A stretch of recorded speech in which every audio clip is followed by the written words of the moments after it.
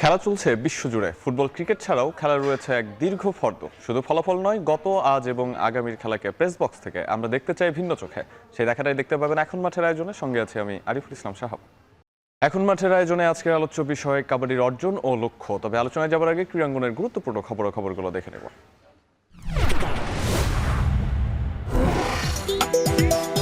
নতুন করে স্পোর্টসের জন্য ছেলে মেয়ে মিলিয়ে রেজিস্ট্রেশন করেছে 1,60,779 জন। বুধবার ক্রীড়া পরিষদে আনুষ্ঠানিকভাবে সংবাদ সম্মেলনের মাধ্যমে বিষয়টি নিশ্চিত করেন ক্রীড়া প্রতিমন্ত্রী আমিনুল হক। এছাড়া বাছাইকৃত অ্যাথলেটদের ক্রীড়াবৃত্তির পাশাপাশি বিকেএসপিতে রেখে পাইপলাইন সমৃদ্ধ করার কথা জানান যুব ও ক্রীড়া প্রতিমন্ত্রী।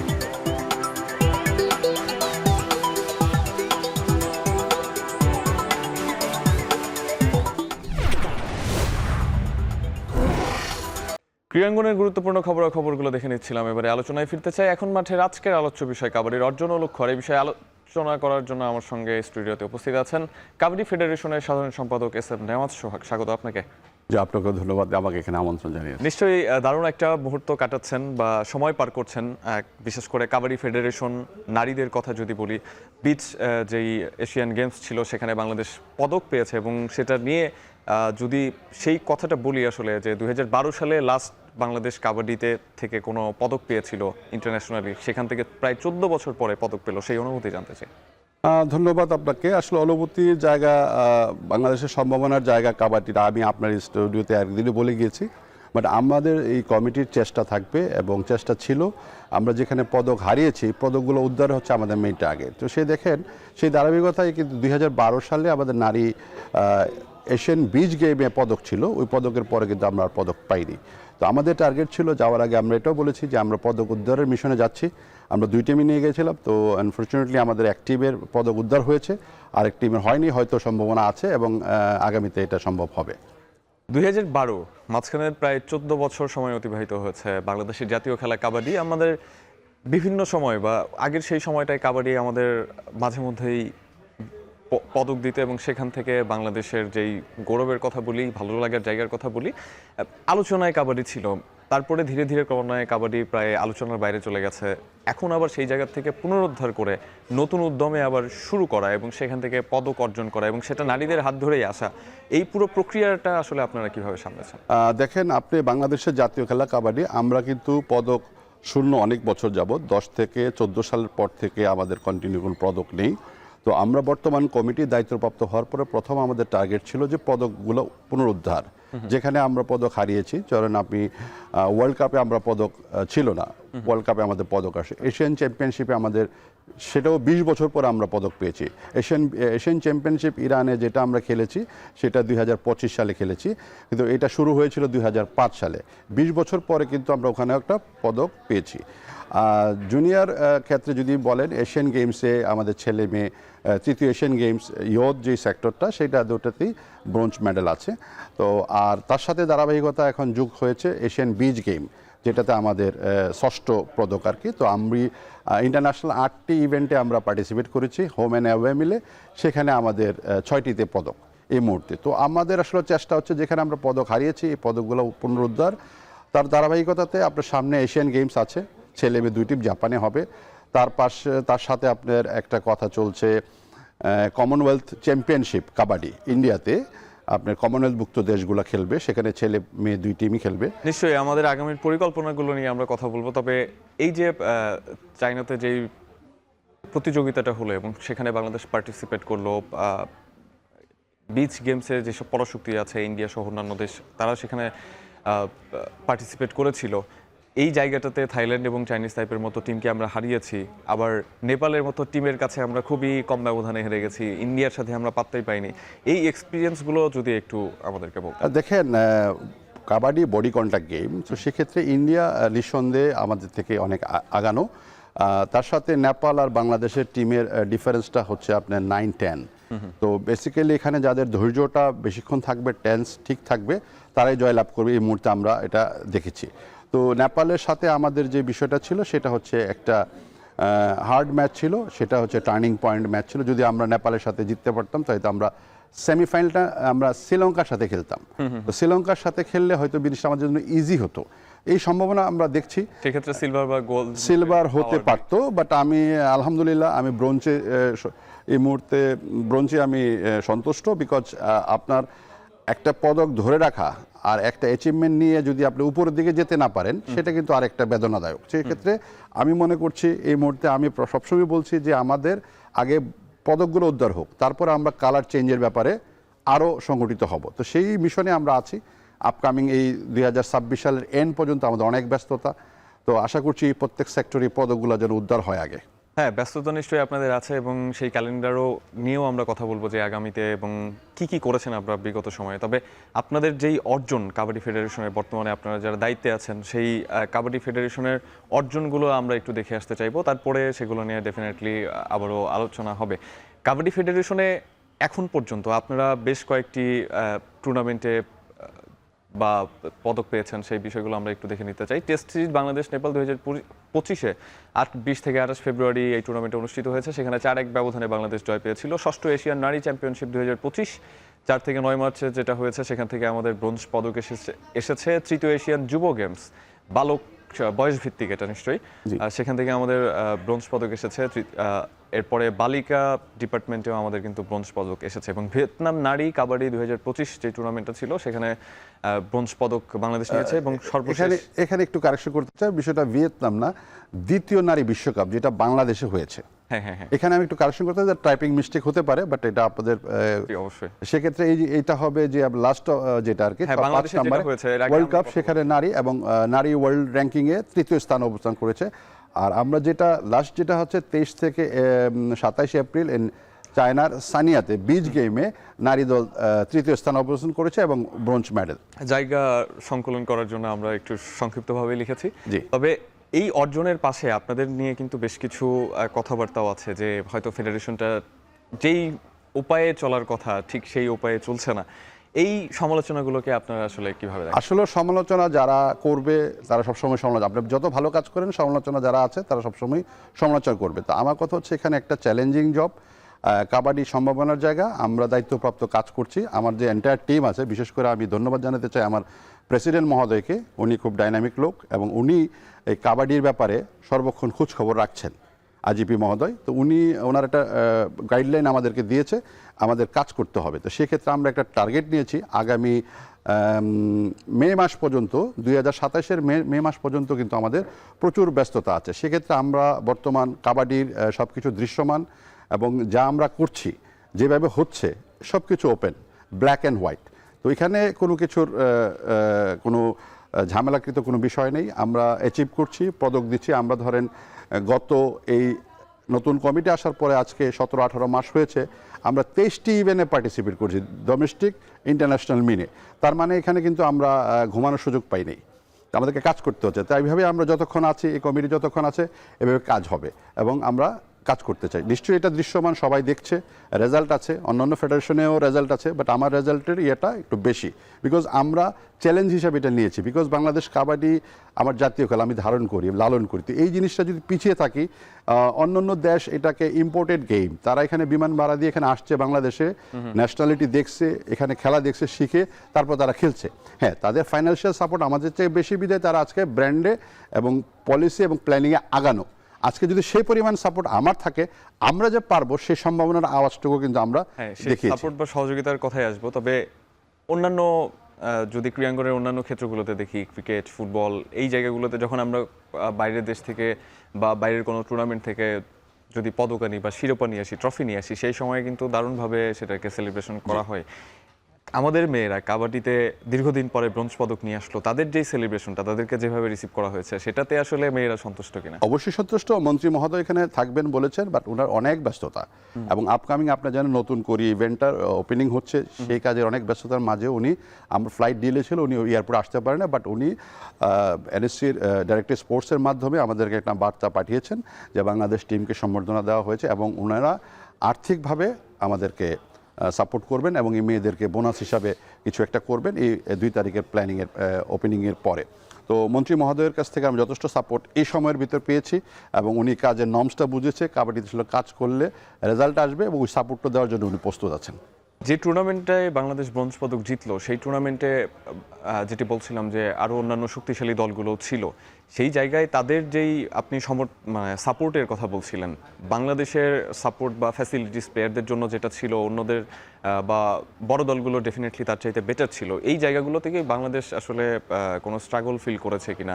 অবশ্যই আপনি দেখবেন যে ইকোনমি অফ স্পোর্টস যদি আপনি দেখেন, থাইল্যান্ড আমার থেকে আগানো, সেক্ষেত্রে আমার থেকে চাইনিজ টাইপে আগানো, আমার থেকে ইন্ডিয়া আগানো, আমাদের থেকে আপনার শ্রীলঙ্কাও স্পোর্টস ইন্ডাস্ট্রিতে ফ্যাসিলিটিস এনশিওরের ব্যাপারে আগানো। নেপালও কিন্তু আগায় আসছে। আপনি দেখেন নেপালের স্টার্টিংটা যখন নেপাল এবার প্রথমবারের মতো বিচ গেম খেলছে, তো সেখানে নেপালে চতুর্থ স্থান অবস্থান করেছে, দ্যাট ইজ তারাও ব্রোঞ্জ পেয়েছে। তো আপনি দেখেন সাপোর্ট থাকলে যে তারা কামব্যাক করে, বা একটা টিম যে দেশেরই হোক যদি আপনি পুরো স্ট্রাকচার অনুযায়ী সাপোর্ট পাওয়া যায় তাহলে কিন্তু সফলতা এনে দিতে পারে। সেটাই কিন্তু আমাদের মেয়েরা দেখিয়েছে। এবং বিচ গেম একটু ডিফারেন্ট, স্যান্ড বেস গেম, এখানে হার্ড এবং একটু কনফিডেন্স যদি না হয় এখানে আসলে দাঁড়ানো খুব কঠিন। তো এখানে ইন্ডিয়ান টিমের যদি বিষয়টা আপনি দেখেন, শ্রীলঙ্কা যদি দেখেন, নেপাল দেখেন, বাংলাদেশ দেখেন, বা 12 যে টিম 7টা টিমকে যদি আপনি অ্যানালাইজ করেন, প্রত্যেকের কিন্তু সাপোর্টিং স্পোর্টস স্ট্রাকচার আমাদের থেকে ভালো। ক্রীড়া প্রতিমন্ত্রীর কথা বলছিলেন, তিনি দায়িত্বে আসার পরে বা নতুন ক্ষমতার পালাবদলের পর স্পোর্টস কার্ডও দেয়া হচ্ছে বিভিন্ন ফেডারেশনে, সেই জায়গাটায় কাবাডিতে যতটুকুই নজর দেওয়া হয়েছে সেটাতে কি আপনারা পরিপূর্ণ সন্তুষ্ট, নাকি আপনাদের আরও কোনো চাহিদা আছে? না দেখেন, এই মুহূর্তে বাংলাদেশ গভর্নমেন্ট যেটা করেছে আমি বলবো এটা একটা অনেক বড় ডেভেলপমেন্টের প্রথম ধাপ মন্ত্রী মহোদয় করেছেন। ক্রিয়া ভাতা যেটা দিচ্ছেন, আমাদের কিন্তু হায়েস্ট নাম্বার মেয়েরা, এটা আপনারা জেনে থাকবেন। আমরা 2 ইভেন্টে মেয়েরা এশিয়ান চ্যাম্পিয়নশিপ নারী ওয়ার্ল্ড কাপ, সেখানে আমার 14 এবং 12, বাট আমার পুরস্কার হয়েছে 26টা পার্সোনাল অ্যাওয়ার্ড। বাট এটা যখন নাম্বার অফ সেম প্লেয়ার যখন ওখানে খেলেছে, সেই ক্ষেত্রে আমার টিমটাও কিন্তু 15, সবচেয়ে বড় টিম কাবাডির, সেটা আপনি জানবেন। কিন্তু পর্যায়ক্রমে উনি বলেছেন যে ছেলেদেরকেও দিবেন, জুনিয়রদেরকে দিবেন, কোচদের দিবেন, রেফারিদেরকেও দিবেন। আমি বলবো এই পাইপলাইন এবং ধারাবাহিকতা ধরে রাখে এই মেয়েরা একদিন গোল্ডের জন্য লড়বে, ফাইনাল খেলবে। কোন ম্যাচটাকে সবচেয়ে প্রতিদ্বন্দ্বিতাপূর্ণ মনে হয়েছে? ইন্ডিয়ার বিপক্ষে তো আমরা খেললাম, সেই ম্যাচটাতে প্রথম দিকে 22-15 এরকম একটা ব্যবধান ছিল, মাত্র 7-এর ব্যবধান প্রথম যেই ধাপটা। দ্বিতীয় ধাপে যখন খেলতে নামলো বাংলাদেশ, তখন মনে হলো যে না, আসলে দুটো টিমের মধ্যে পার্থক্যটা অনেক বেশি। এই পার্থক্যটার কারণ? দেখেন, আমি অ্যাজ এ সেক্রেটারি আমি সাথে ছিলাম, আমি একটা জিনিসকে নোটিস করেছি, স্ট্রেংথ। আপনি যদি খেলাতে স্ট্রেংথ লেভেলটা একরকম না রাখতে পারেন এন্ড পর্যন্ত, এটা রেজাল্ট সম্ভাবনা কম। আপনি এখানে বাংলাদেশের মেয়েদের ওয়েভ হচ্ছে, উপরে উঠছে, নামছে, উপরে নামছে, বাট এটা না। বাট সাস্টেনিটি হচ্ছে ইন্ডিয়ান টিম শুরু থেকে শেষ, আমি এটা খেয়াল করেছি। বিকজ তারা এরকমভাবে খেলাটাকে ওরা করছে কুল এবং তার স্থির।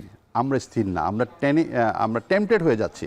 মাঠে টেম্পটেড হওয়াটা কিন্তু বিচ কাবাডি যেহেতু 4 জনের 6 জন খেলে, বাট ভেরি টাফ। তো সেক্ষেত্রে আমি মনে করব যে বাংলাদেশ টিম যদি একটু ধৈর্য ধারণ করে নেক্সট ম্যাচে, বাট এই ম্যাচটা আমাদের অনেক কিছু শিক্ষার ছিল। বিকজ এই যে নেপালের কাছে আমরা হারলাম, আমরা কিন্তু নেপালের কাছে বরাবর এশিয়ান গেমসের পদক হারিয়েছি। ওই নেপালের সাথে কিন্তু আমরা চ্যালেঞ্জ দিয়ে 5টি ম্যাচ খেলেছিলাম টেস্ট গত বছর, ওখানে কিন্তু আমাদের রেজাল্ট ছিল 2, নেপাল 3। দেখেন, তারপর একটু কামব্যাক করেছি। এবারের ম্যাচটা কিন্তু নেপালের সাথে আমরা 2 পয়েন্টে হেরেছি। বাট এখন আমি বিশ্বাস করি মেয়েদের ভিতরে যে জেদ এবং বুস্টআপটা হবে, আগামী এশিয়ান গেমসে আমাদের এটা কাজে লাগবে, এবং আমরা মনে করি মেয়েরা ওই ভুলগুলো সংশোধন করবে। অবশ্যই জয়ের জন্য তো সবাই প্রত্যাশা করে, আশা করে সেখান থেকে মেয়েদের কাছ থেকে আমাদের সেই প্রত্যাশাটা পূরণ করবে। তবে তাদের যে সাপোর্ট বা সমর্থনটা আসলে পরিপূর্ণ দেওয়া হচ্ছে কিনা সেই বিষয়গুলো নিয়ে অবশ্যই কথা বলবো। তবে দর্শক, এই মুহূর্তে একটা বিরতির সময় হয়েছে, ফিরছি একটু পরে।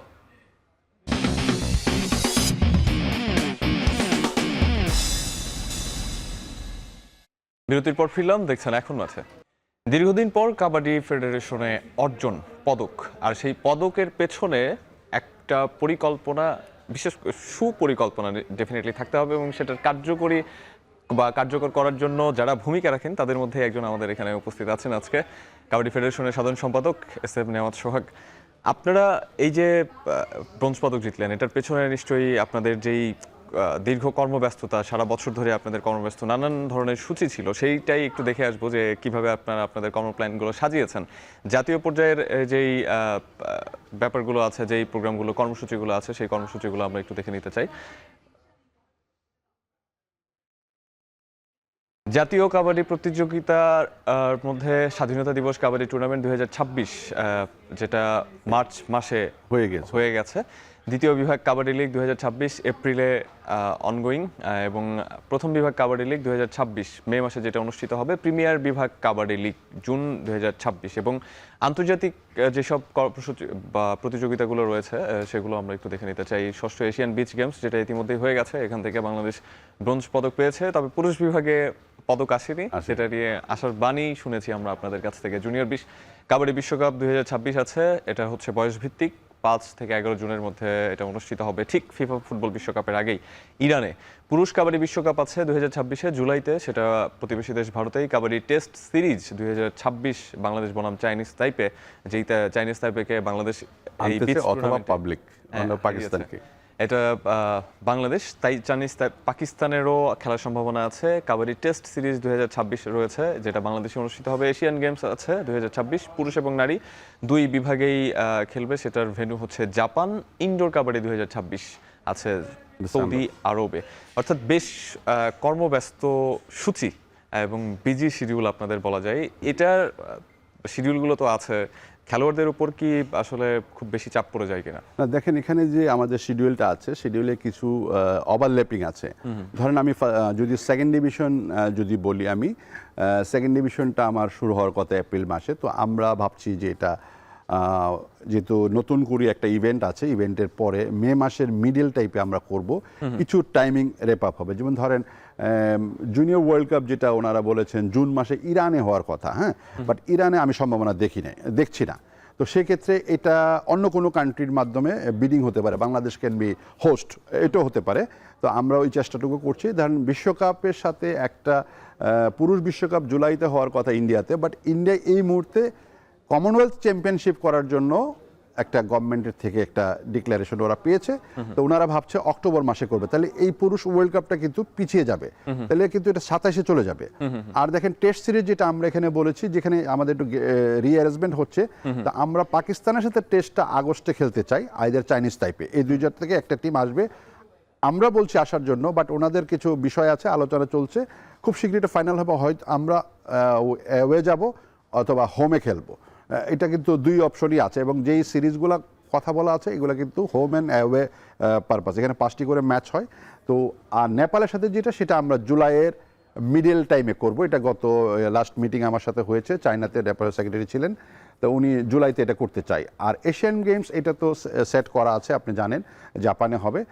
ইনডোর গেম এই যে ধরেন আগস্টের পর সেপ্টেম্বর, এই অক্টোবরের এন্ডে কমনওয়েলথ চ্যাম্পিয়নশিপ কাবাডি, কমনওয়েলথভুক্ত দেশগুলো নারী পুরুষ আমাদের দুইটা টিম খেলবে, তার সাথে হচ্ছে এইটা। তারপর কিছুটা গেম, কিন্তু আমাদের কিন্তু অন্য ব্যস্ততা আছে, ডোমেস্টিক ব্যস্ততা আছে। তো আমরা এর ভিতরে ম্যানেজ করে নিচ্ছি, বিকজ আমাদের 10 থেকে 12টা থাকে, হয়তো আমরা 8টা-7টা করতে পারি, অনেক কারণে হয় না। তো আমরা চেষ্টা আছি, বাট আমাদের মেইন ফোকাস হচ্ছে ইন্টারন্যাশনালগুলোতে।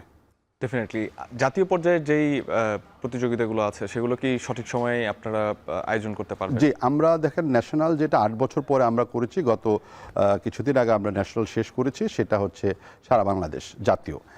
আমরা তো জাতীয় 2টা পাক এবার করেছি। একটা ছিল আপনার তারুণ্য উৎসবের একটা প্রোগ্রাম ছিল গভর্নমেন্টের, সেই প্রোগ্রামে আমরা যুবটা করেছিলাম। এই যুবই কিন্তু আপনার সারা বাংলাদেশ থেকে 7,604 জনকে বাছাই করে ফাইনাল করে 50 জন, তারপরে 25, তারপরে 14 করে আমরা অক্টোবরে বাহরাইনের যেই ইয়ত এশিয়ান গেমস খেলেছি। ওইটা ছিল একটা সেট করা প্ল্যান, যে আমার গোল থাকতে হবে, আমি কোথায় এই খেলার পর আমার কি অর্জন, সেখানে আমার 2টা জোড়া ব্রোঞ্জ আছে। তো এই যে অর্জনগুলো প্রত্যেকটা টুর্নামেন্টের পিছনে কিন্তু এটাই আছে। আমাদের ধরেন র্যাপ আপ হওয়ার কথা, ধরেন এক বছর যদি যুব ন্যাশনাল হয়, ইয়তটা হয়, পরের বছর হবে মেন্স, ওমেন্স, এইভাবে হবে। তো এক বছরে আমাদের 2টা হয়ে, যেহেতু আমাদের শিডিউলে মিলে গেছে, তো নেক্সট ইয়ার আবার হবে, এভাবেই চলতে থাকবে। এবং আমরা সবসময় বলে আসছি, ট্রেনিং, টুর্নামেন্ট, লঙ্গার বাস, ক্যাম্পিংয়ের কোনো বিকল্প নাই।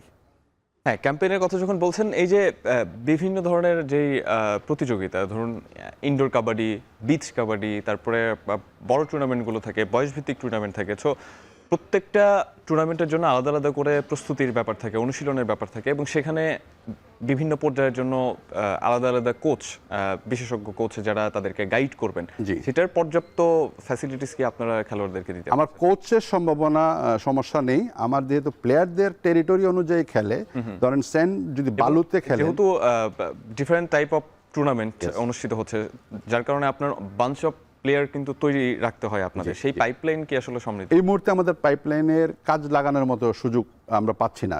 আমি একটু যদি খুলে বলতে চাই, ধরেন আমরা যে হান্টিং করেছি যুবতে 85 জন, আমার কিন্তু 85 জনকে আমি লাগানোর জন্য কাজ পাচ্ছি না, বিকজ আমার ওই টাইপের ইভেন্ট টেরিটরি এখনো তৈরি হয় নাই। যুব ওয়ার্ল্ড কাপ আন্ডার-20 বলছে, এই ছেলেগুলো রেডি আছে, আমরা যখন ডেট হবে ওই ছেলেগুলোকে নিয়ে আসবো। এখানে কিন্তু বিকেএসপি ছাড়াও বাংলাদেশের বিভিন্ন জায়গা থেকে ছেলেরা আসছে, এটা একটা সেক্টর। এরপরে ধরেন আমাদের আরেকটা সেক্টর আছে ইনডোর মার্শাল আর্ট, যেটা হয় সেটা আমি যদি একটু সিমিলার টু ক্রিকেট বলি, টেস্ট আছে, ওডিআই আছে, টি20 আছে, টি10 আছে, বিচ কাবাডি আছে as a format of T ten faster. তারপরে হচ্ছে ইনডোর গেম যেটা মার্শাল আর্ট, 5 জন খেলে, এখানে 4 জন খেলে। তার উপরে হচ্ছে ওডিআই যেটা আমরা ম্যাটে খেলি, তার উপর হচ্ছে টেস্ট 5টা খেলি। তো ধরেন নর্মস অফ কাবাডি যদি আপনাকে র্যাঙ্কিং করেন এবং প্ল্যান করেন, তো সেক্টর ওয়াইজ প্লেয়ার লাগবে। আপনি দেখেন অন্য টিম যারা খেলেছে, দু একটা টিম ছাড়া বাকি টিমের পুরো প্লেয়ারটাই হচ্ছে সে সবসময় বিচই খেলে, তার কাজটাই হচ্ছে বিচ কাবাডি। আবার যারা ইনডোর খেলে ইনডোর, বাট আমাদের এত সোর্সেস নাই। বাট আমাদের যে সোর্সেস আছে, এই সোর্সেস ধরেন এরা কম্বো সব জায়গাতে খেলতে পাচ্ছে, এটা আলহামদুলিল্লাহ। বাট এই সাস্টেনিটিটা কতদিন থাকবে সেটা কিন্তু একটা বিষয়। তো সেক্ষেত্রে আমি মনে করছি বাংলাদেশের প্রেক্ষাপটে যে পরিমাণ সোর্সেস আমাদের আছে, আলহামদুলিল্লাহ ইজ গুড। বাট আমাদের স্ট্রাকচার প্ল্যানিংটা আরও দাঁড়া করাইতে হবে। স্ট্রাকচার প্ল্যানিং এর কথা যখন আসে, তখন বাংলাদেশে আমরা যে প্রবণতা দেখি যে বিভিন্ন ফেডারেশনের বিভিন্ন টাইপ অফ গেমসের প্লেয়ারেরা খুব দ্রুতই অল্প বয়সে চলে আসছে, পারফর্ম করছে, সেখান থেকে তারকা খ্যাতি পাচ্ছে এবং খুব দ্রুতই হারিয়ে যাচ্ছে। কাবাডি ফেডারেশনে এটা নিয়ে কি আলাদা কোনো প্ল্যান আছে কিনা, যে যাতে করে আপনাদের তারকা প্লেয়ারদেরকে আপনারা লম্বা সময় ধরে? দেখেন, আমি যদি কাবাডির ব্যাকগ্রাউন্ড আপনাকে বলি, বাট এটা আমি আপনার মাধ্যমে সবাইকে বলতে চাই, কাবাডিতে 5টা স্ট্রাকচার। স্কুল গোয়িং যেটা 12 থেকে 14, তারপর 16 থেকে 18, 20 থেকে 23, তারপর হচ্ছে এ টিম, তারপর হচ্ছে ন্যাশনাল। এটা কি শুধু ঢাকা? না না, সারা বাংলাদেশ। এটা ন্যাশনাল ফেডারেশনের পলিসি। সেক্ষেত্রে আপনি ধরেন নাম্বার অফ ইভেন্ট যদি পলিসি তো সব ফেডারেশনেরই আছে, আপনারা কি মানে সেই পলিসিটা যথাযথভাবে এক্সিকিউট করতে পারেন? আমরা সেটাই বলছি। ধরেন আপনি কাবাডি ইউতে কখনো ইন্টিগ্রেটেড ছিল না, এই প্রথমবারের মতো 25 সালে ইউথ এশিয়ান গেমসে কাবাডিকে ইন্টিগ্রেট করা হয়েছে। আমার কিন্তু উইন্ডো খুলছে, তাহলে আমার প্লেয়ার লাগবে, সোর্সেস লাগবে, আমার কিন্তু ওই সোর্সেসটা আছে। আমি কিন্তু একদম রাইট টাইমে আপনার সিনিয়র প্লেয়ার থেকে আপকামিং প্লেয়ারকে আপনি যে ডেভেলপটা করতে পারবেন যত সহজে হবে, সিনিয়র দিয়ে এত সহজে হবে না। হ্যাঁ, সিনিয়র একটা পর্যায়ে ওনারা আমাদেরকে ব্রোঞ্জ এনে দিয়েছে, সিলভারও এনে দিতে পারে, গোল্ড এনে দিতে পারে, বাট এটা টাইমের ব্যাপার। কিন্তু জুনিয়ররা যদি পাইপলাইনের প্লেয়াররা যখন আসবে তাদের জন্য কাজটা ইজি হবে। দেখেন, আমি একটা ছোট্ট জিনিস শেয়ার করতে চাই। আমি ইউথ এশিয়ান গেমসে ইরানকে 7 পয়েন্ট লিডে আমি হারিয়েছি। ইরান জুনিয়র সেক্টরের জায়ান্ট টিম। পাকিস্তানকে আমরা 21 পয়েন্টে হারিয়েছি। এই যে ছেলেদের যে একটা স্পিরিট, এই স্পিরিটটার জন্য আমার জুনিয়র ওয়ার্ল্ড কাপ, তারপর একদিন তারা সিনিয়র হবে, ওই ইরানের ওই টিমগুলো একদিন সিনিয়র হবে, তখন কিন্তু তাদের সাথে ফরম্যাট অফ ম্যাচ মিলে যাবে, তাদের স্টাইলটা তাদের জানা থাকবে, এভাবে কিন্তু গেমটা ডেভেলপ হবে। তো আমাদের যে বর্তমানে স্ট্রাকচার আছে, ধরুন আমাদের 4টা সেক্টর আছে এখন। এই 4টা সেক্টরে খেলতে হলে আপনি 4টা আলাদা টিম করে নিতে হবে। ধরেন ন্যাশনাল টিমের জন্য যারা খেলবে, এশিয়ান গেমস, এসএ গেমস, এগুলা বিশ্বকাপ, এই টাইপের একটা। ইনডোর যারা খেলবে, ইনডোরের জন্য একটা। বিচ গেম যারা খেলবে। এখন হচ্ছে কি, ইভেন্টগুলো যদি কন্টিনিউ থাকে 2 বছর পর পর বা 1 বছর, তাহলে কিন্তু আপনার এটা আমার জন্য সুবিধা। এখন আপনি 5 বছর, 10 বছর পরে টুর্নামেন্ট হয়েছে, এই 14 বছর পরে টুর্নামেন্ট হয়েছে, এই যে গ্যাপগুলা, এটা কিন্তু আমাদের কাজেরও একটু ডিস্টার্ব হচ্ছে। তো আমরা চাচ্ছি যে প্ল্যাটফর্ম যদি তৈরি থাকে, যে কোনো পর্বে, যে কোনো জায়গায় আমরা পার্টিসিপেট করবো এবং আমরা আমাদের সর্বোচ্চ দেওয়ার চেষ্টা করব, এতেই কিন্তু আপনার পদকের নিশ্চয়তাটা বাড়বে। ডেফিনেটলি কাবাডির যেই পরিমাণ আসলে ব্যস্ততা বা ব্যস্ত শিডিউল, সেই অনুযায়ী ফ্যাসিলিটিসের কথা আমরা বারবারই বলছি, সেই অনুযায়ী আপনারা কতটুকু প্রস্তুত এবং সামনে যেই টুর্নামেন্টগুলো আছে সেগুলো নিয়ে আর কি কি ধরনের কাজ করবার রয়েছে সেই বিষয়গুলো নিয়ে আপনার কাছে অবশ্যই আসবো। একটা বিরতি নেওয়ার সময় হয়েছে, ফিরছি একটু পরে।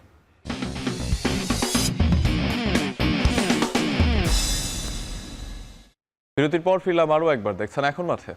জাতীয় আন্তর্জাতিক পর্যায়ে 25-26-এ বাংলাদেশের যেই টুর্নামেন্টগুলো ছিল সেগুলো আমরা দেখলাম, সেগুলো নিয়ে আলোচনা করলাম এবং আগামীতে যেই টুর্নামেন্টগুলো রয়েছে সেগুলোর জন্য বিশেষ প্রস্তুতির প্ল্যানও আছে আপনাদের। সেই প্রস্তুতির প্ল্যানগুলো ঠিক কীরকম সেই বিষয়গুলো আমরা একটু দেখে নিব, তারপরে আমরা আলোচনায় আসবো। সেটা হচ্ছে যে এখন আপনাদের ইমিডিয়েট কোন টুর্নামেন্ট রয়েছে এবং সেটা নিয়ে কী ধরনের প্রস্তুতি নিচ্ছেন আপনারা? আচ্ছা, দেখেন, আমরা বাংলাদেশ কাবাডি ফেডারেশন কিন্তু মাল্টি স্পোর্টস, 6টি মাল্টি স্পোর্টস আমরা অলিম্পিকের আন্ডারে খেলি। Asian games, SA games, Asian beach game, indoor game, এসব গেম কিন্তু হচ্ছে আপনার অলিম্পিকের আন্ডারে আমরা খেলি। তো অলিম্পিকের একটা গাইডলাইন তো আছে, ট্রেনিং পিরিয়ড, টেনিওর কতদিন করাবে, কী করবে, বাট আমরা কিন্তু মানসিকভাবে প্রস্তুত। আমার টিম কিন্তু সেই জানুয়ারি মাস থেকেই মোটামুটি প্রস্তুতি ছিল, মাঝখানে ছুটি ছাটা তারপরে ছিল, তারপরে এখন বিচ গেমটা শেষ করে আসছে, নাম্বার অফ পিপল কম ছিল, প্লেয়ার কম ছিল, কিন্তু এখন যে ক্যাম্পটা শুরু হবে ধরেন আমরা ভাবছি মিডল অফ।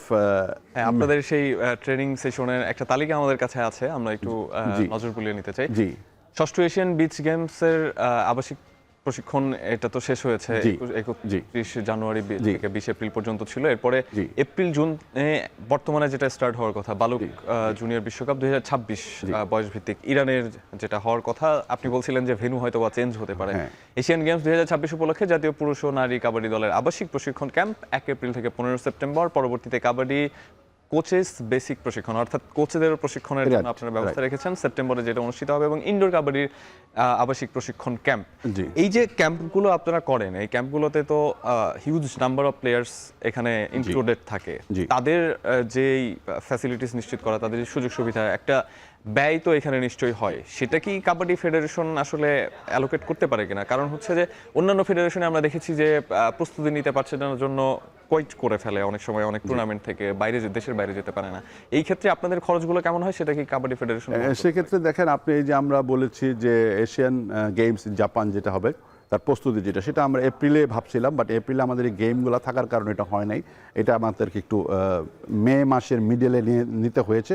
এই যে মাল্টি স্পোর্টসগুলো আমরা খেলছি, এটা ফান্ডিং বিও থেকে আমাদেরকে করে, এবং বিও যে ফান্ডিংটা পুরোটা আমাদেরকে দেয়, এই পুরোটাতে আমাদের হয় না। এখানে আমাদের কিছু নিজস্ব অর্থ সাপোর্ট ইন্টিগ্রেট করতে হয়। বিকজ কেন, আমার যে স্থাপনা, আমার যে বিল্ডিং এখানে বর্তমানে রাষ্ট্রীয় কাজে ব্যবহৃত হচ্ছে, এখানে আমার কিন্তু 40 জন রাখার ব্যবস্থা ছিল বা আছে, তো সেখানে আমরা এই মুহূর্তে পারছি না। আমাদেরকে এখন হোটেল অথবা অন্য কোনো ফেডারেশনের ডরমিটরিকে আমাদেরকে রেন্টে নিতে হচ্ছে, এই পয়সাগুলো আমাদেরকে দিতে হচ্ছে। তো সেটা আবার কিছু ট্রেনিং সেশনের জন্য আমাদেরকে এসি বাস ভাড়া করতে হচ্ছে, সেটার পয়সা আমাদেরকে দিতে হচ্ছে। কিন্তু ফার ডিফারেন্ট ওয়েতে যেতে হচ্ছে, নর্মস অফ কাবাডির জন্য বা ওয়েদার অ্যাডজাস্টমেন্টের জন্য, এইসব আমাদের খরচ করতে হচ্ছে। হ্যাঁ, আমরা তারপরও ধন্যবাদ জানাই বাংলাদেশ সরকারকে, এনএসসি এবং ক্রীড়া মন্ত্রণালয়, যে আমাদেরকে এই মুহূর্তে যেসব সাপোর্ট ওনারা করে আসছেন, যেই নাম্বার অফ ইভেন্ট আমরা অ্যাওয়ার্ড হয়েছে, প্রত্যেকটাতেই গভর্নমেন্টের সাপোর্ট ছিল এবং ভালোভাবে সাপোর্ট ছিল, যার কারণে এটা সম্ভব হয়েছে। এই সাপোর্টটা যদি আরও স্মুথ হয়, আরও বড় আকারে আসে, আপনি সব সেক্টরে কিন্তু বাংলাদেশের কাবাডি মেডেলের দৃশ্যমান থাকবে। সরকারের সাপোর্ট নিয়ে আসলে কতদিন আপনারা চলবেন? কারণ স্পন্সর কি পর্যাপ্ত পাচ্ছেন না? মানে না, স্পন্সরের টেরিটরি আমাদের আছে, আমাদের কিন্তু নিজস্ব মার্কেটিং টিম আছে, সেলসের টিম আছে, বাট বাংলাদেশে বর্তমান প্রেক্ষাপট টেরিটরি অনুযায়ী ইভেন্টকে স্পন্সর করার মতো কর্পোরেট হাউস বা তারা কিন্তু একটু ফাইন্যান্সিয়াল ইয়েটা একটু দেখছেন। আশা করছি আগামী জুনের পর থেকে এগুলো একটু ঠিক হয়ে আসবে। তো এই পর্যন্ত একটু সাপোর্ট তো গভর্নমেন্টে থাকবে, এবং গভর্নমেন্ট ভাবছে যে কাবাডি ফেডারেশন শুধু নয়, সকল ফেডারেশনকে স্বাবলম্বী করার জন্য, প্লেয়ারের পরে ফেডারেশনকে স্বাবলম্বী করবে। ওনারা একটা সিড অ্যামাউন্ট আমাদেরকে দিতে চাচ্ছে, যে সিড অ্যামাউন্টটা শুধু ইন্টারেস্টটাই আমরা ইউজ করতে পারবো, ওই সিড অ্যামাউন্টটা গভর্নমেন্টে ইন্টিগ্রেটেড করা থাকবে, ওনাদের সাইনে এটা ইয়ে করা হবে। দেখেন, আমার ফেডারেশনে ডিপোজিট আছে, এই ডিপোজিটটা কিন্তু অনেকে অনেকভাবে দেখছে, বাট আমরা কিন্তু as a calculative, as a secretary, আমি কিন্তু এটাকে এমআইডিএস করে রেখেছি। তার মানে হচ্ছে কি 4 বছরের জন্য এটা ব্যাংকে থাকবে, এখান থেকে ইন্টারেস্ট আসবে, এফডিআর ভাঙা যাবে না। আপনি কি সেটাকে মিসইউজ করেন কিনা? কারণ নানা ধরনের অ্যালিগেশন কিন্তু আপনার নামে করা হয় যে আপনি হয়তো ক্ষমতার অপব্যবহার করছেন, কিংবা আপনি কাবাডি প্লেয়ার না, কিন্তু কাবাডি ফেডারেশনের দায়িত্ব নিয়ে আছেন, আপনাকে সরানো যাচ্ছে না, কাবাডি ফেডারেশনের ক্ষতি হচ্ছে, এরকম নানান ধরনের কথাবার্তা বলা হয়। একই সঙ্গে আপনার কাছ থেকেও জানতে চাই যে আপনি আপনার কাজের ক্ষেত্রে আসলে প্রতিবন্ধকতা ফেস করেন কি? জি, আমি আপনাকে 3টা প্রশ্ন এখানে উত্তর দিব। প্রথম কথা হচ্ছে, বাংলাদেশ কাবাডি ফেডারেশনের এফডিআর দৃশ্যমান, এটা আমাদের পুলিশ কমিউনিটি ব্যাংকে আছে। ওই ব্যাংকে এফডিআর থাকাটা হচ্ছে, এফডিআর থেকে আপার ভার্সন হচ্ছে এমআইডিএস। আমি ব্যাংকিং ফ্যামিলি থেকে আসছি, আপনি যদি এফডিআর করেন কোষাধ্যক্ষ সেক্রেটারি মিলে এফডিআর ভেঙে চলে যেতে পারে। যখন আপনি এমআইডিএস করবেন it is a lock for 4 years, 4 বছর এই টাকাটাকে ধরার কোনো সুযোগ নাই। আপনি যদি ধরতে যান ভাঙতে চান এই পর্যন্ত যে ইন্টারেস্ট নিয়েছেন ইন্টারেস্টটা আপনাকে ফেরত দিয়ে টেকে আনতে হবে। তো সেটা আমার পক্ষে সম্ভব না, কেউ করতে পারবে না। তো আমার পরে যদি কেউ আসে এই এফডিআরকে ভাঙার কোনো সুযোগ নাই, সেই 4 ইয়ার্স তাকে দৃশ্যমান রাখতে হবে। তো আমার কাজের সাথে কিন্তু আমি এগুলাকে দৃশ্যমান করছি। সেকেন্ড হচ্ছে আমি কাবাডি প্লেয়ার না, আমি সংগঠক। আমার ব্যাকগ্রাউন্ড ক্রিকেট আপনারা জানেন।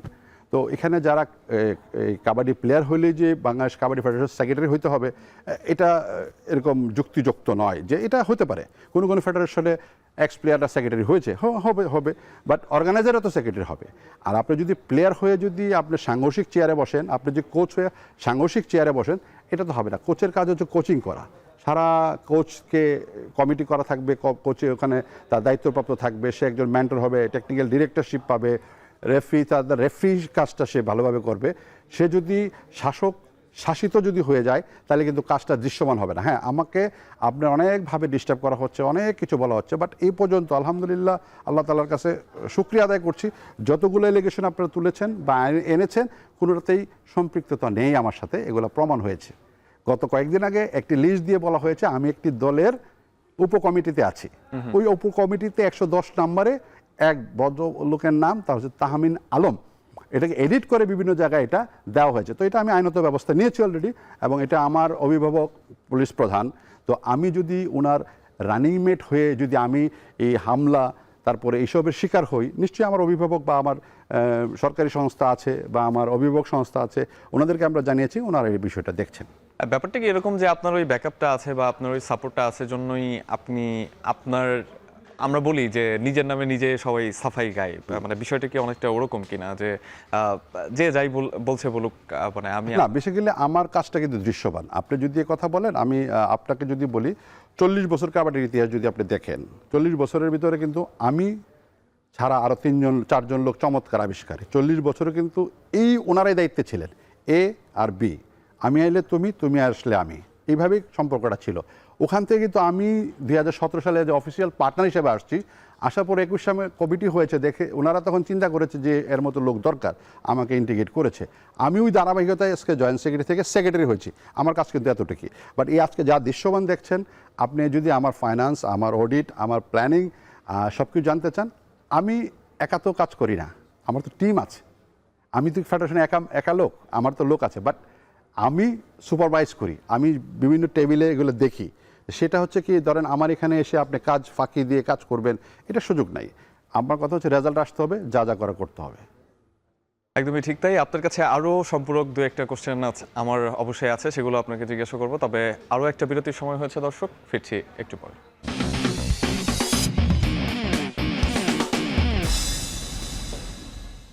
বিরতির পর ফিরলাম, আরও একবার আলোচনা করছি কাবাডির অর্জন ও লক্ষ্য নিয়ে। আর আমাদের সঙ্গে আছেন কাবাডি ফেডারেশনের সাধারণ সম্পাদক এস এম নেওয়াজ সোহাগ। স্বার্থ রক্ষা, স্বার্থ হরণ, কারো চক্ষুশূল হওয়া, আবার কারোবার চক্ষুশূল আপনি হয়েছেন, আপনার চক্ষুশূল কেউ হয়েছে, কিন্তু কাবাডি ফেডারেশনের যে পথ চলা, সেই পথ চলাটা মনে হচ্ছে যে আগের তুলনায় তুলনামূলকভাবে গতিটা বেড়েছে। তাহলে সমস্যাটা আসলে কোথায়? কাদের স্বার্থ হরণ করছেন আপনি? আমি আসলে কারো স্বার্থ না, আমি সোজা মানুষ, আমি আলিফ পছন্দ করি, আমি সোজা চলি, আমি ডাইনে বায়ে দাঁড়ানোর লোক না। বাট এখানে যা হচ্ছে এগুলা কালকাপ্পন, সময় নষ্ট করা। আমি এগুলোর উত্তর দিতে গেলে, কথা বলতে গেলে আমার সময় নষ্ট। আমার যে দৃশ্য বা আমার যে টার্গেটে সেই সময়টা নষ্ট করছে কে? আমি করছি না, আমি করতে চাইও না। কারা করছে? কেউ বা কারা করছে, 4-5 জন লোক, নাম্বার অফ পিপল, হয়তো বা ওনারা এখানে একসময় ছিলেন বা এখানে আসতে চান, ওনাদের ইচ্ছা থাকতে পারে, সেটা এটা ওপেন ফর অল। সামনে নির্বাচিত সরকার কমিটি হবে, যে কোনো লোক এখানে আসতে পারে, সবার জন্য ওপেন। এটা আমার পৈতৃক সম্পত্তি নয়। আমি আরও কয়েকবার বলেছি, আমি এখানে কাজ করতে আসছি, যতক্ষণ আমি আছি আমি সোজা কাজ করে যাব। আমার অভিভাবক সংস্থা আমার সাথে আছে, আমার গাইডলাইন আমার অভিভাবক সংস্থা আমাকে বলেছে আপনি আপনার কাজ করেন, আমার জিনিসগুলো দৃশ্যমান, আমি দৃশ্যমান করছি। আমি প্রত্যেকটা জিনিস কিন্তু রিপোর্ট আকারে আমার এনএসসিকে আমি পাঠাচ্ছি, মান্থলি রিপোর্ট আমি দিচ্ছি, আমার ফাইন্যান্সের ব্যাকগ্রাউন্ড দিচ্ছি, আমার বরাদ্দ অ্যালোকেশন আমি দিচ্ছি, আমি কি চাই সেটাও আমি দিচ্ছি। এবং এগুলা কিন্তু আমার ফাইন্যান্স চেয়ারম্যান হচ্ছে একজন ব্রিগেডিয়ার, উনি হচ্ছে আইজিপি প্রিজন, তো উনি কনসার্ন এটাতে। আমি as a official signatory, but approval from the upper table. এরকম অভিযোগ আছে, যারা এই অভিযোগগুলো করছেন তারা আপনাদের নাগাল পান না, তারা আপনাদের সাথে মানে সাক্ষাৎ করে কথাবার্তা যে বলবে সেই প্রসঙ্গগুলোও বিভিন্ন সময় কিন্তু উঠে এসেছে যে আপনাদের কাছে সেভাবে রিচ করা যায় না। ব্যাপারটা কি আসলে? না, এখানে যদি আপনি বলেন আপনি কাবাডি ফেডারেশনে সিসি ক্যামেরা আছে, আমি একটু অন্যভাবে বলতে চাই, আমি যে পরিমাণ সময় দিই, আমি আমার ফ্যামিলি আমার বিজনেস বাদ দিয়ে আমি কাবাডিতে সময় দিই শুধু একটা টার্গেট ফিল আপ করার জন্য। আমি প্রথমে যখন আমি আসছি তখন আমার কথা ছিল যেখানে যেখানে আমি পদক হারাইছি এই পদকগুলো উদ্ধার করতে হবে। উদ্ধার করতে হলে আমাদেরকে কাজ করতে হবে, পুরো টিম আমরা কিন্তু কাজ করছি। যদি কেউ বলে থাকে আমার সাথে দেখা, আমার সাথে সবাই সারা বাংলাদেশে যখন কাবাডি হচ্ছে তার মানে কি 4-5 জন লোক ছাড়া বাকি সবাই কিন্তু কাবাডি করছে। রেফারিজরা কাজ করছে, কোচদের কাজ করছে। এখন কে ভালো কোচ কে খারাপ কোচ সেটা আমি ডিসাইড করব না, তার রেজাল্ট প্রমাণ করে দিবে। আমি একটা জুনিয়র ছেলেকে নারী টিমের কোচ ইন্টিগ্রেট করেছি 2024 এন্ডে। ওই ছেলেকে দিয়ে পর্যন্ত আপনাকে 4টা মেডেল দিয়েছে। তাহলে আপনি কি তাকে কোনো অংশে খারাপ কোচ বলবেন বা তার পারফরমেন্স নিয়ে আপনি কথা বলবেন? এই যে স্পেসগুলা কিন্তু কেউ কাউকে দিয়ে দেয়, স্পেস তৈরি করতে হয়। তো সেইভাবে সে স্পেস তৈরি করে করে বিভিন্ন জায়গাতে তারা অ্যালোকেটেড হয়েছে। এবং আমাদের কাবাডির বর্তমান অ্যাক্টিভিটিস দৃশ্যমান, এটা নিয়ে আপনি যত অ্যাঙ্গেলে যাচাই বাছাই করতে পারেন। এটা নিয়ে বিচ গেমসে ব্রোঞ্জ পদক নিয়ে আসার সময় আমরা এয়ারপোর্টে দেখেছি যে যাদেরকে পুরস্কার দেওয়া হয়েছে বা বরণ করে নেওয়া হয়েছে তারা সামনে, কর্মকর্তারা পেছনে। আমরা এটাই নিয়ম। অন্যান্য ফেডারেশনে দেখেছি এর ব্যতিক্রম হয়, সামনে কর্মকর্তারা থাকে, পেছনে প্লেয়ারদেরকে খুঁজে পাওয়া যায় না। এটা কি আসলে ওই সমালোচনার ভয়ে আপনারা এটা করেন? ভয়ের কিছু না, এটা হচ্ছে নর্মস অফ ইভেন্ট। আপনি যদি পারফর্মার তারা, আমরা কারা, আমরা অর্গানাইজাররা কী করছি, তাদেরকে একটা প্ল্যান করে দিচ্ছি, টেরিটরি তৈরি করে দিই, তারা খেলছে, তারা অর্জনটুকু নিয়ে আসছে, মেডেলটা কিন্তু তারাই বহন করছে এবং মেডেল অ্যাওয়ার্ডেতে তারাই গিয়েছে। আমি এজ এ সেক্রেটারি যাই নাই, আমার ম্যানেজারও যায় নাই, কোচও যায় নাই, শুধু প্লেয়াররাই গেছে। তো আমি মনে করছি যে এদেরকে রেসপেক্ট দেওয়া উচিত। হ্যাঁ, আমাদের কাছে হাই অফিসিয়ালরা ইন কানেক্টিং থাকে ফেডারেশনে। অনেক সময় একজন হাই র্যাঙ্কের অফিসার যখন থাকে তাকে কিন্তু পিছনে যেতে বলা যায় না, তো অনেক সময় হয়ে যায় এরকম। বাট আমরা এটা লক্ষ্য করছি বা আমরা এটা মানার চেষ্টা করছি যে প্লেয়ারদেরকে সর্বোচ্চ সাপোর্ট, সর্বোচ্চ সম্মান দেওয়ার, তাহলে কিন্তু কাবাডি আগাবে। অসংখ্য ধন্যবাদ নেওয়াজ সোহাগ আপনাকে আমাদেরকে সময় দেওয়ার জন্য। দর্শক, আমরা বিভিন্ন সময় দেখি যে অনেকেই অনেকের আড়ালে পড়ে যান। যাদের সামনে থাকার কথা তারা থাকেন পেছনের সারিতে, যাদের পেছনে থাকার কথা তারা থাকেন সামনের সারিতে। তবে কাবাডি এই জায়গা থেকে একটা ভালো চর্চা শুরু করেছে এবং একই সঙ্গে দীর্ঘদিন পর তারা পদক নিয়ে এসেছে বাংলাদেশে এবং ভবিষ্যতেও সেটা কন্টিনিউ করতে চায়, শুধু নারী দলে নয়, পুরুষ দলে। এবং যেই লক্ষ্য তারা সেট করেছে সেই লক্ষ্য পূরণ করতে আমরা অবশ্যই দেখব। এতক্ষণ যারা আমাদের সঙ্গে ছিলেন তাদেরকে অসংখ্য ধন্যবাদ।